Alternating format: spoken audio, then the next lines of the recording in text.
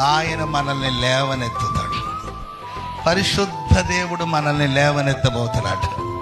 పరిశుద్ధ దేవుడు మనల్ని లేవనెత్తబోతున్నాడు. ఉన్నావు నాశనకరమైన గుంటలో ఒకవేళ ఉన్నా, జిగటగల దొంగ ఊపిలో ఒకవేళ నీవు కూర్చొని ఉన్నా, ఆ ఊబిలో నుండి నిన్ను ఎవరు విడిపించకపోయినా, ఆ ఊబిలో నుండి నిన్ను ఎవరు పైకెత్తకపోయినా, నిన్ను రక్షించడం కొరకు ఎవరు రాకపోయినా, ఆ గుంటలో నుండి నా దేవుడు నిన్ను లేవనెత్తుతాడు.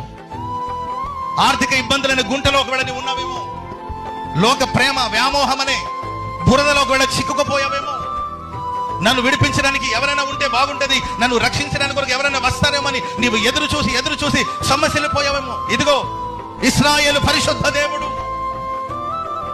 ఆయన వంటి దేవుడు ఒక్కడును లేడు. దేవుడు అని పిలవడానికి ఆయన యోగ్యుడు, ఆరాధనకు ఆయనే యోగ్యుడు. ఆ పరిశుద్ధ దేవుడు ఎవరైతే కృంగిపోయి ఉన్నారో, ఆ కృంగిపోయిన వారందరినీ దేవుడు నింగికి లేవనెత్తబోతున్నాడు.